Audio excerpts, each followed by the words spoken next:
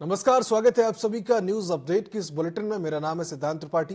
रुक करते खबरों की ओर। जालमोड़ा नगर निगम के खगमरा कोट वार्ड में पार्षद पद के लिए मतदान की गोपनीयता भंग होने और चुनाव रद्द होने के बाद कल 31 जनवरी को दोबारा मतदान कराया जाएगा। इस चुनाव को लेकर बीजेपी और कांग्रेस ने अपने अपने जीत के दावे किए हैं। एक और बीजेपी के जिला अध्यक्ष रमेश बहुगुणा ने भाजपा की जीत का दावा किया, तो वहीं दूसरी तरफ कांग्रेस ने जिला अध्यक्ष भूपेंद्र भोज ने कहा कि पिछली बार कांग्रेस समर्थित उम्मीदवार ने जीत हासिल की थी। उन्होंने दावा किया कि कल होने वाले चुनाव में कांग्रेस एक बार फिर से विजयी होगी। गौरतलब है कि खगमगरा कोट में वार्ड में मतदान की गोपनीयता भंग होने के बाद जिला निर्वाचन अधिकारी आलोक कुमार पांडे ने मामले को आयोग को सूचित किया है और चुनाव रद्द करने का निर्णय लिया गया है।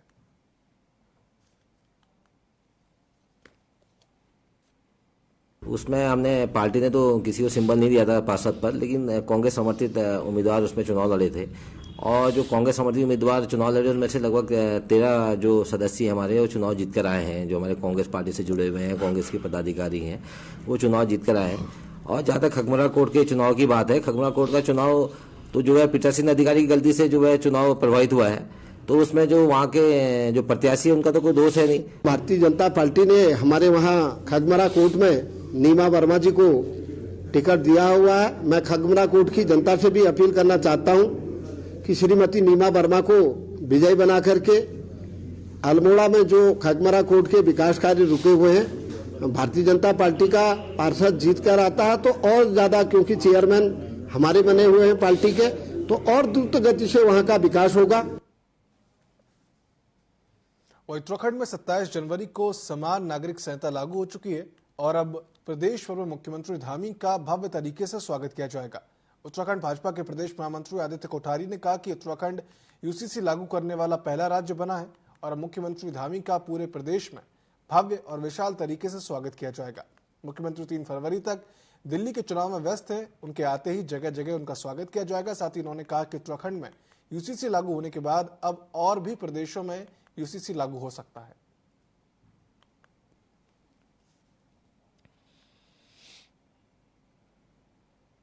हम उत्तराखंड के निवासी गौरवशाली हैं और हमें इस बात का गर्व है कि भारतीय संविधान की भावना के अनुरूप उत्तराखंड में यूसीसी लागू हुआ है और यह बिल पूरे देश के लिए एक अनुकरणीय बनेगा, एक उदाहरण बनेगा और पूरे देश में लागू भी होगा। इसके लिए मैं प्रदेश के मुख्यमंत्री आदरणीय पुष्कर सिंह धामी जी को बधाई देना चाहता हूं, आभार व्यक्त करना चाहता हूं। और ये एक प्रेरणादायी बिल पास हुआ है। 26 जनवरी 1950 को जब देश के अंदर गणतंत्र लागू हुआ था, भारत का संविधान लागू हुआ था, तो संविधान में यह व्यवस्था की गई थी कि देश के नागरिकों के लिए एक समान कानून की व्यवस्था हो, सभी के साथ समान व्यवहार किया जाए। लेकिन आजादी के 75 वर्ष बीत जाने के बाद भी ये काम देश भर के अंदर नहीं हुआ और 27 जनवरी 2025 को पुष्कर सिंह धामी जी ने ये काम करके दिखाया है। इसलिए उत्तराखंड की जनता उनका आभार व्यक्त करती है। हल्द्वानी में आयोजित नेशनल गेम्स में आज शहर की मिनी स्टेडियम में दिल्ली और सर्विसेज के बीच में फुटबॉल मैच का बेहतरीन नजारा देखने को मिला, जिसमें कि दिल्ली ने पिछली बार की नेशनल गेम्स की चैंपियन सर्विसेज टीम को कड़े मुकाबले में हरा दिया। दिल्ली ने सर्विसेज टीम को 2-1 से हराकर बढ़त बना ली थी। बातचीत के दौरान नेशनल गेम्स खेलने वाले खिलाड़ियों ने वहां की व्यवस्थाओं की जमकर तारीफ की। दिल्ली फुटबॉल टीम के ताउथांग का कहना है कि अब वह चैंपियंस को हराकर बेहद उत्साहित है और आगे की मैच भी इसी प्रकार से जीतेंगे। आपको बता दें कि उत्तराखंड में इस बार 28 जनवरी से लेकर 14 फरवरी तक नेशनल गेम्स का आयोजन हो रहा है, जिसमें कि पूरे देश के विभिन्न राज्यों से टीमें पहुंची हैं। हल्द्वानी में 7 प्रकार के खेलों का आयोजन हो रहा है, जिसमें शहर के मिनी स्टेडियम और अंतर्राष्ट्रीय स्टेडियम में विभिन्न प्रकार के खेलों का आयोजन किया जा रहा है। दोनों टीमें बहुत जोश से खेली हैं, ठीक है, और दोनों टीमें 3 पॉइंट के लिए फाइट कर रही थी, तो हमें एक अच्छा मौका मिला 3 पॉइंट लेने। काफी चांसेस हमें मैचेस में मिले बट कन्वर्ट नहीं कर पाए, बट फाइनली हमें लास्ट में जाके एक चांस मिला जिससे हमको जीत मिली है। बाकी ग्राउंड अच्छा है बट कुछ प्लेयरों के लिए थोड़ा सा फर्स्ट टाइम है जो ऐसे फैसिलिटी पे खेल रहे हैं, एंड फैसिलिटी यहाँ की टॉप क्लास है। बाकी हॉस्पिटलिटी जो नेशनल गेम्स में दी गई है प्लेयरों के लिए वो भी टॉप क्लास है। सर मेरे को लगता है दिस इज फर्स्ट टाइम, पहली बार है जो सर्विसेज को हम बीट कर पाए नेशनल गेम में। उससे पहले हम मतलब शायद ड्रॉ ही खेलते थे या हारते थे, बट ये एक अच्छा हमारे पास मौका मिला है और हमने उस मौके पे चौका मारा है. With your game? I'm satisfied with my game. First of all, that in first half we can finish the game, but unfortunately, forward did not score. But in second half, as we prepare for winning the goal, taking 3 points is our target. The main target is for taking 3 points. So I'm so happy, and the match was good, very intense. वहीं दावी सरकार का चारधाम यात्रा की तर्ज पर शीतकालीन यात्रा को बढ़ावा दे रही है, जिससे कि प्रदेश में 12 महीने देश दुनिया से तीर्थ यात्री उत्तराखंड आ सकेंगे। इस मौके पर मंच से प्रधानमंत्री मोदी ने कहा कि उत्तराखंड मेरा दूसरा घर है, मेरी इच्छा है कि मैं भी शीतकालीन यात्रा का हिस्सा बनूं। उन्होंने युवाओं और एथलीट खिलाड़ियों से आह्वान किया कि एडवेंचर गतिविधियों के लिए सर्दियों में उत्तराखंड आए। वहीं प्रधानमंत्री के शीतकालीन यात्रा को लेकर भाजपा के प्रदेश महामंत्री आदित्य कोठारी का कहना है कि उत्तराखंड के प्रति प्रधानमंत्री का गहरा लगाव है और प्रधानमंत्री बनने के बाद से बड़ी योजनाएं उत्तराखंड को मिली हैं। साथियों, उत्तराखंड एक प्रकार से मेरा दूसरा घर है। मेरी भी इच्छा है कि मैं शीतकालीन यात्राओं का हिस्सा बनूं। मैं देश भर के युवाओं से भी कहूंगा कि सर्दियों में जरूर उत्तराखंड आए, तब यहां श्रद्धालुओं की संख्या भी उतनी नहीं होती। आपके लिए एडवेंचर से जुड़ी एक्टिविटी की बहुत संभावना यहां पर है। आप सभी एथलीट भी नेशनल गेम्स के बाद इनके बारे में जरूर पता करिएगा। ये उनकी तपोभूमि भी रही है और जब से वो प्रधानमंत्री बने हैं तब से लगातार उनका आना जाना है। और जब भी प्रधानमंत्री जी उत्तराखंड आए हैं, यहाँ बहुत कुछ वो दे करके गए हैं। परसों जो उत्तराखंड में राष्ट्रीय खेलों के उद्घाटन के अवसर पर आए, यहाँ पर भी दर्जनों बड़ी परियोजनाओं के प्रेजेंटेशन में उन्होंने चर्चा की है, जिसमें देहरादून के चारों तरफ रिंग रोड का प्रस्ताव भी शामिल है। अल्मोड़ा में 38वें राष्ट्रीय खेल के तहत योगासन प्रतियोगिता होनी है। 31 जनवरी से आयोजित होने वाली इस प्रतियोगिता को भव्य बनाने के लिए इवेंट मैनेजमेंट टीम, खेल विभाग और जिला प्रशासन ने अपनी पूरी ताकत लगा दी है। प्रतियोगिता में 22 राज्यों से टोटल 272 खिलाड़ी पार्टिसिपेट करेंगे। इसमें 136 महिला और 136 पुरुष खिलाड़ी शामिल हैं। आपको बता दें कि अल्मोड़ा पहुंचे खिलाड़ी और कोच व्यवस्थाओं से बेहद खुश नजर आ रहे हैं।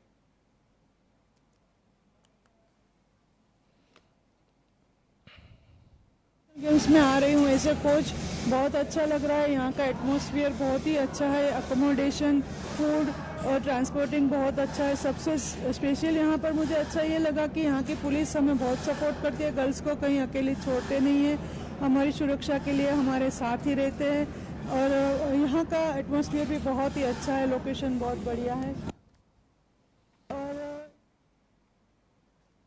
वहीं चमोली में देश के स्वतंत्रता संग्राम में अपने प्राणों का सर्वोच्च बलिदान देने वाले शहीदों की स्मृति में आज जनपद में सभी सरकारी अर्ध सरकारी कार्यालयों में 2 मिनट का मौन रखा गया। इस दौरान राष्ट्रपिता महात्मा गांधी की 77वीं पुण्यतिथि पर मौन रखते हुए शहीदों को श्रद्धांजलि दी गई और आजादी को सहेज कर रखने में अपनी शहादत देने वाले शहीदों को नमन भी किया गया।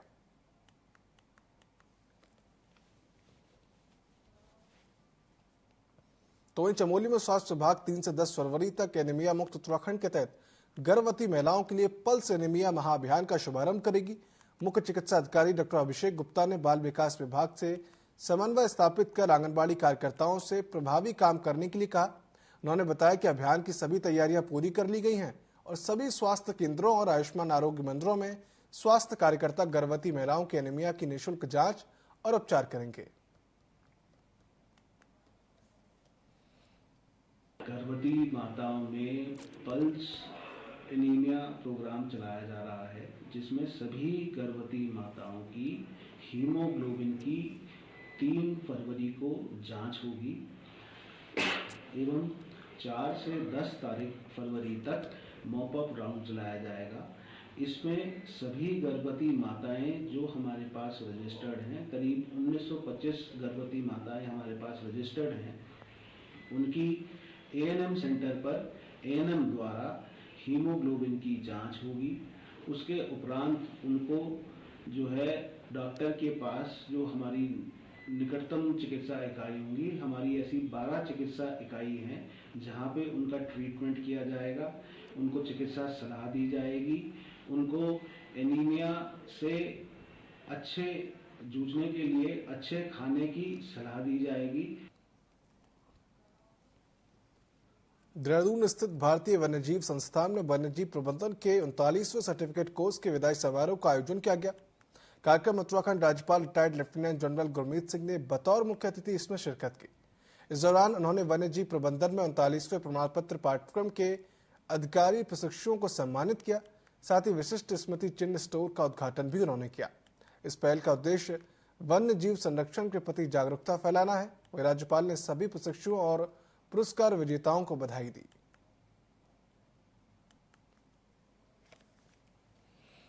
सर्टिफिकेशन कॉन्वोकेशन के ऊपर में बहुत ही आनंद आया। पूरे इंस्टीट्यूट को बहुत डिटेल से देखा और यहाँ पर जो इकोसिस्टम है, काम करने का ढंग है, वो अपने आप में एक आउटस्टैंडिंग सिस्टम है जिसके अंदर में रिसर्च, शोध, टेक्नोलॉजी और नवाचार का एक वातावरण दिखाई दिया। आज हमने बहुत डिटेल से देखा कि फोरेंसिक जो कैपेबिलिटीज है, जो लेबोरेटरी है, उसका क्या स्टैंडर्ड है। मुझे ऐसा लगता है कि इस संस्था ने फोरेंसिक कैपेबिलिटी, टेक्नोलॉजी और क्वालिटी एनहांसमेंट के ऊपर में बहुत कार्य किया है। आज ये कोर्स करने वालों के जो सबसे अच्छा कार्य किया उनको मेडल्स दिए और मुझे बहुत खुशी है कि आज का जो गोल्ड मेडल था वो मिजोरम के फॉरेस्ट ऑफिसर जो एक महिला है उन्होंने जीता है। इस फॉरेस्ट डिपार्टमेंट के अंदर में महिलाओं का योगदान बहुत विशेष है। I would like to complement.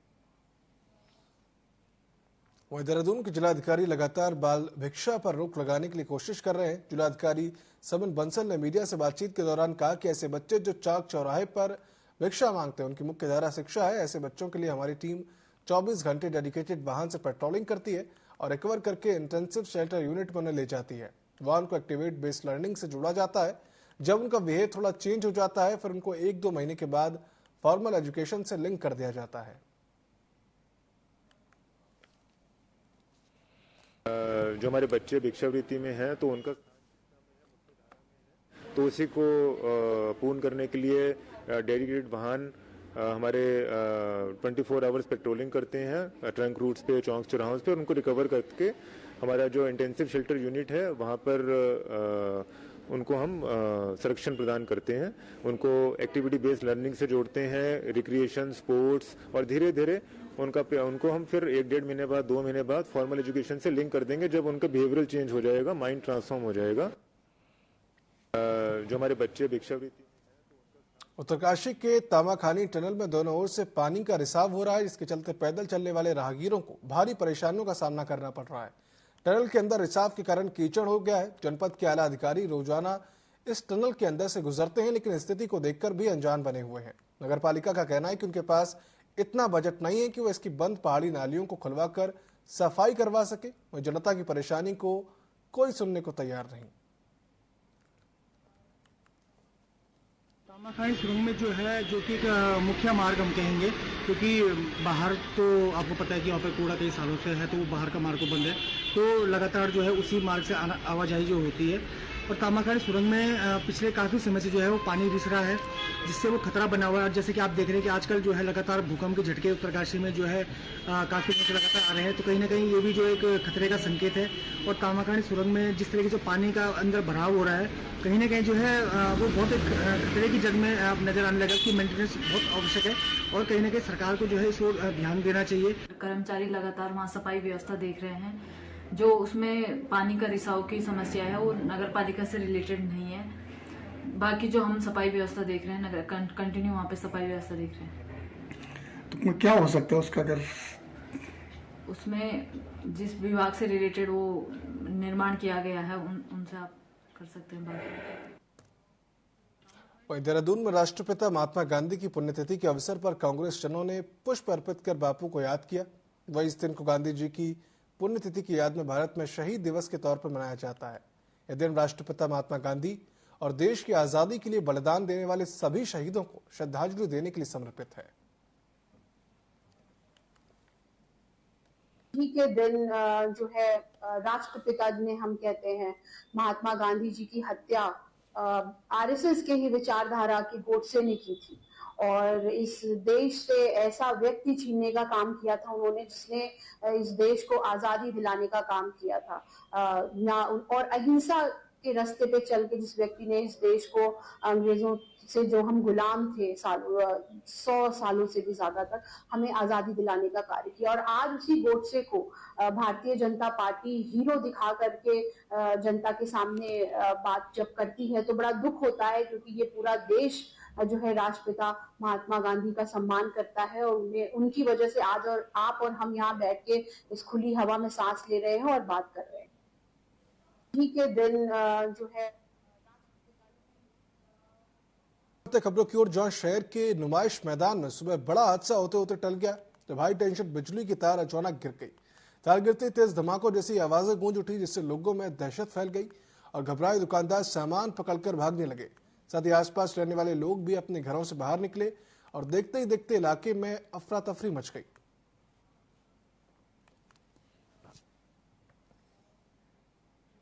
प्रधानमंत्री मोदी ने उत्तराखंड में शीतकालीन यात्रा को बढ़ावा देने के लिए और 38वें राष्ट्रीय खेलों के उद्घाटन के दौरान राज्य के विकास और पर्यटन को नई दिशा देने की वकालत की। नेशनल गेम्स के शुभारंभ के दौरान प्रधानमंत्री मोदी ने कहा कि उत्तराखंड उनका दूसरा घर है और वह सर्दियों में यहाँ की शीतकालीन यात्रा का हिस्सा बनने की इच्छा रखते हैं। शीतकालीन यात्रा की ब्रांडिंग करते हुए इसे उत्तराखंड की अर्थव्यवस्था के लिए उन्होंने इसे महत्वपूर्ण बताया। उन्होंने कहा कि उत्तराखंड में शीतकालीन यात्रा को बढ़ावा देकर इसे एक स्थायी पर्यटन के केंद्र में रूप में स्थापित किया जा सकता है। संभावना जताई जा रही है कि फरवरी के महीने में शीतकालीन यात्रा के लिए प्रधानमंत्री मोदी एक बार फिर से उत्तराखंड आ सकते हैं।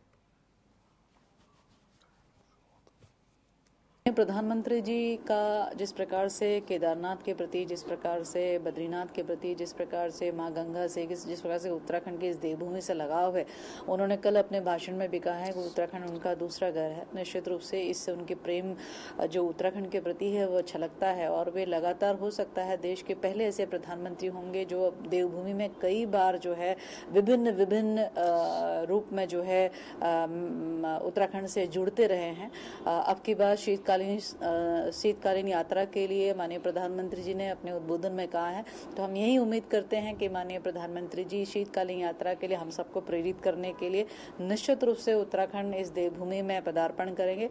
और निश्चित रूप से जो माननीय मुख्यमंत्री जी के द्वारा एक इनिशिएटिव लिया गया है कि शीतकालीन यात्रा को बढ़ावा मिलना चाहिए, माननीय प्रधानमंत्री जी के आगमन के बाद से मुझे उसमें यही दिखता है कि हमारी शीतकालीन यात्रा भी हमारी जैसे और अन्य यात्राएं केदारनाथ बद्रीनाथ की यात्राएं चलती है उसी तरीके से यात्रा भी फिर से एक गति पकड़ेगी।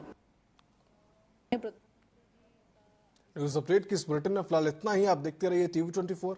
शुभ रात्रि।